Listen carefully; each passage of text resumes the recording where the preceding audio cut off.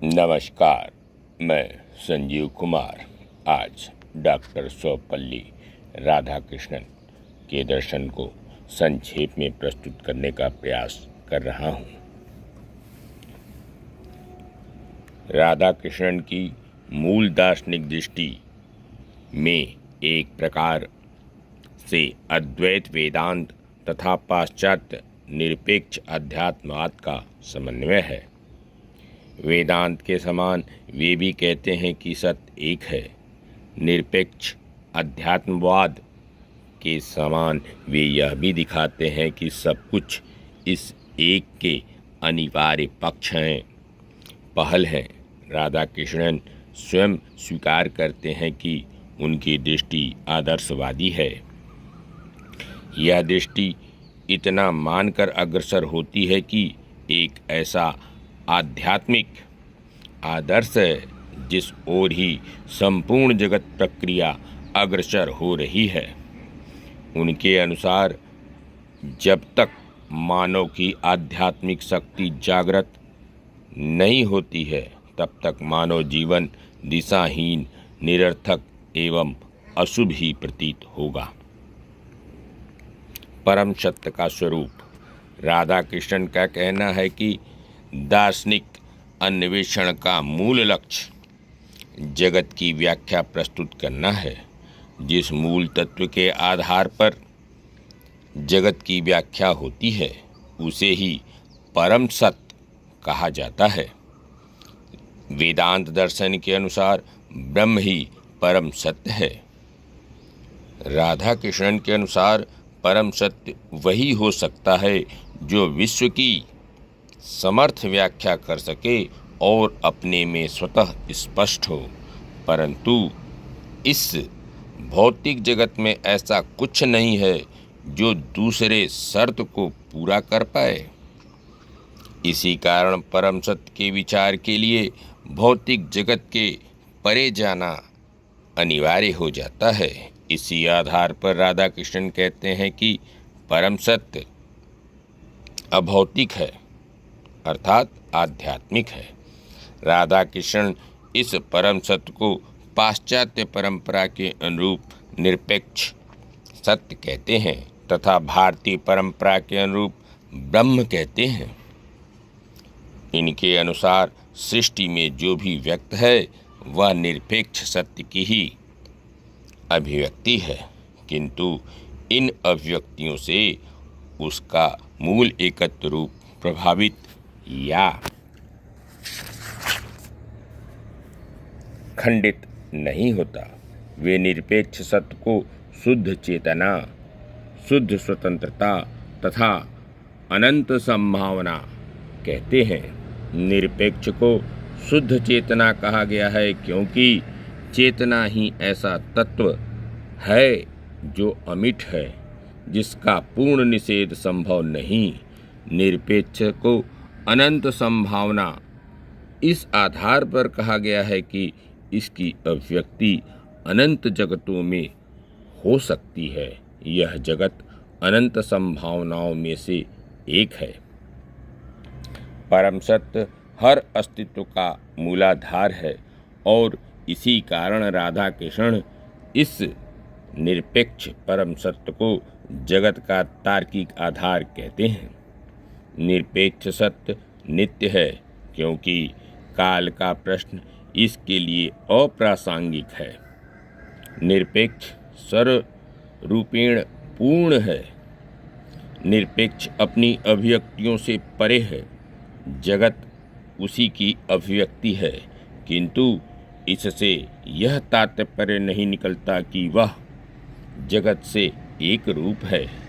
राधाकृष्णन स्पष्ट शब्दों में यह भी कहते हैं कि हमें सदा यह स्मरण रखना है कि हमारी अवबोध शक्ति अभी इतनी समर्थ नहीं है कि वह निरपेक्ष का यथार्थ चित्रण कर सके। राधाकृष्णन का कहना है कि तात्विक वृत्ति का आदर्श निरपेक्ष है तथा धार्मिक भावना का लक्ष्य ईश्वर है। शंकर के दर्शन में अंतः ईश्वर भी सत्य नहीं है, किंतु राधा कृष्णन के विचार में ईश्वर को सत्य ही माना गया है, क्योंकि वे सृष्टि को भ्रामक नहीं मानते। निरपेक्ष की अभिव्यक्ति भी असत नहीं हो सकती और उसी प्रकार उस अभिव्यक्ति का कारक भी असत नहीं हो सकता। ईश्वर सत्य का ही रूप है, निरपेक्ष का ही रूप है। निरपेक्ष अनंत संभावना है, इसमें एक संभावना रूप लेती है जो सृष्टि है। राधा कृष्ण ईश्वर अस्तित्व के समर्थन में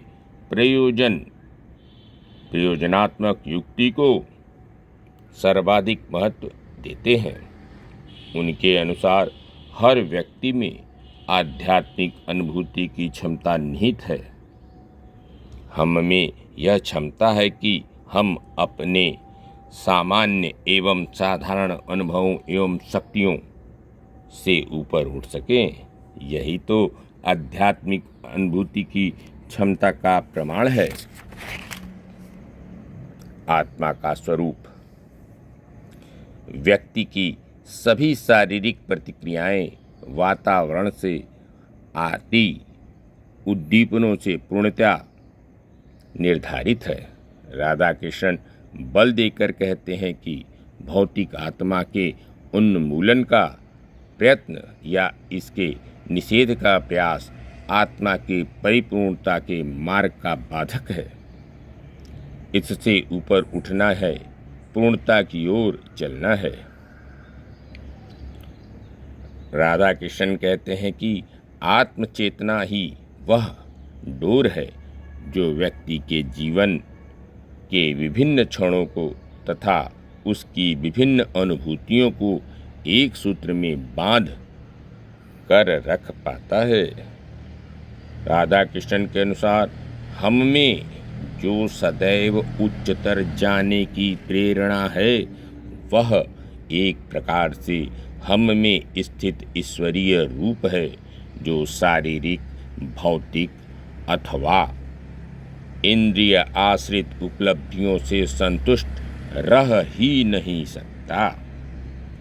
हमारा आध्यात्मिक क्रियाओं का हर उदाहरण, चाहे सौंदर्य बोध हो या नैतिक अथवा धार्मिक प्रेरणा हो, इन सबों में मानव स्वरूप तथा ईश्वर स्वरूप की एकता का संकेत मिलता है। मुमुक्षत्व तो हम में ईश्वरत्व के विद्यमान होने का स्पष्ट प्रमाण है। उल्लेखनीय है, पुनर्जन्म को विस्मृत के आधार पर अस्वीकार नहीं किया जा सकता है, क्योंकि हम माँ के गर्भ में कैसे पहुँचे, इसकी भी स्मृति किसी को नहीं होती। स्मृति तो शरीर आश्रित क्षमता है, अतः शरीर के अंत के साथ उस क्षमता का भी अंत हो जाता है। जीवन का लक्ष्य ईश्वरत्व की प्राप्ति है, पूर्ण एकत्व की अनुभूति है। इसे आत्मज्ञान भी कहा जा सकता है, क्योंकि यह आत्मा की संपूर्ण संभावनाओं की पूर्ण अभिव्यक्ति है।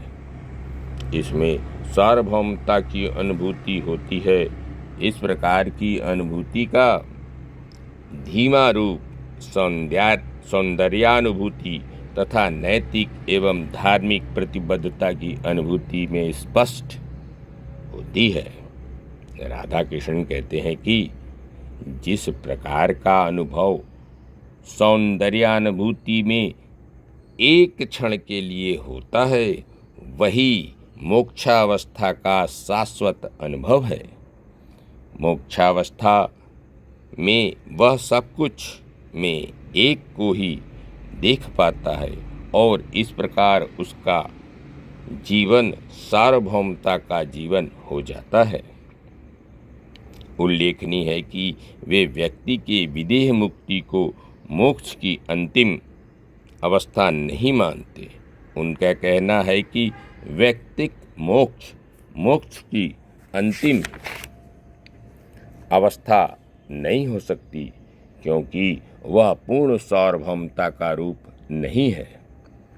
व्यक्तिक मोक्ष व्यक्ति का भी चरम भाग्य नहीं है, क्योंकि उसे अन्य के मोक्ष के अभी सहायता का कार्य करना है।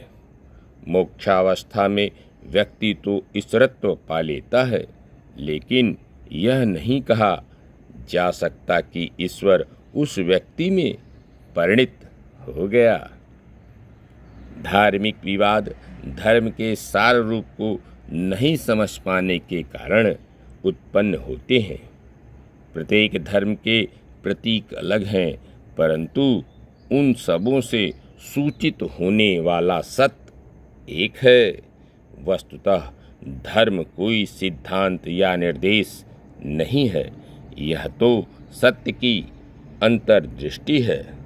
Religion is not a creed or a code, but an insight into reality. धार्मिक अनुभूति की भावात्मक वास्तविकता में आस्था ही धर्म का वास्तविक स्वरूप है, उसका सार रूप है। धर्म मार्ग राधा कृष्णन के अनुसार धार्मिक अनुभूति के द्वारा ही मोक्ष मार्ग पर अग्रसर होना संभव है, किंतु ऐसी अनुभूति के लिए कड़ा आत्मसंघर्ष करना पड़ता है। वे कहते हैं कि मानव से भिन्न शक्तियों से जूझना उतना कठिन नहीं है, किंतु अपने अंतर से जूझना बड़ा ही कठिन है। अतः मोक्ष मार्ग में अग्रसर होने के लिए अपने संकल्पात्मक अहम से जूझना पड़ता है, और इसी कारण यह कार्य कठिन है, महत्वपूर्ण है। सामान्य मनुष्य भावनाओं का दास होता है। इन्हीं भावनाओं के कारण वह सांसारिक बंधनों में पड़ जाता है तथा वस्तु तथा व्यक्तियों के प्रति मोह जाल में फंस जाता है। राधा कृष्ण के अनुसार भावना उत्तेजना मूलक है, यह इंद्रिय आधृत है, अतः यह मोह, निराशा, द्वेष, घृणा, ईर्ष्या, विद्वेष जैसी स्थितियों का कारक है। इस प्रकार की भावना पर नियंत्रण आवश्यक है। नियंत्रण का अर्थ उन्मूलन नहीं, बल्कि उन्हें धार्मिक भावना में परिणित करना है। सत्य को समझने के लिए यह आवश्यक है कि मन, शरीर, इंद्रियों के घेरे से हम बाहर निकलें। अपने अंतर में शांति की अनुभूति के लिए यह आवश्यक है कि हम स्वार्थमूलक संकीर्णता का त्याग करें, स्व से इतने तटस्थ हों सकें कि व्यापकता की ओर बढ़ सकें। इस प्रथम स्तर की तैयारी के बाद हमें यह प्रयत्न करना है कि हम परमात्मा में लीन होने का जीवन जी सकें। इसके लिए शांत एकाग्रता तथा अविचलित ध्यान आवश्यक है। राधा कृष्ण के अनुसार धर्म में रहस्यवादी अंश उपस्थित है, किंतु इससे यह विज्ञान के विपरीत नहीं हो जाता। कोई वैज्ञानिक सिद्धांत अंतिम सिद्धांत नहीं है। हर सिद्धांत के प्रतिपादन में ही उसकी सीमा की अवगति भी रहती है, और इसी कारण तो उस सिद्धांत के परे नए सिद्धांत की ओर विज्ञान अग्रसर होता है। इसका अर्थ है कि मानव में परे जाने की प्रवृत्ति निहित है। राधा कृष्णन कहते हैं कि इस परे जाने की प्रवृत्ति को विकसित किया जाए तो मानव सार्वभौमता की ओर उठ सकता है। इसी परे उठने की शक्ति को तो रहस्यवाद का अंश कहा जा रहा है। बुद्धि तो परोक्ष ज्ञान देती है, क्योंकि यह इंद्रियों के माध्यम से प्राप्त सामग्री पर काम करती है। अंतर्दृष्टि अपने विषय को साक्षात ढंग से बिना किसी माध्यम को जानती है। इस प्रकार का जानना एक प्रकार से आत्मसात करना है।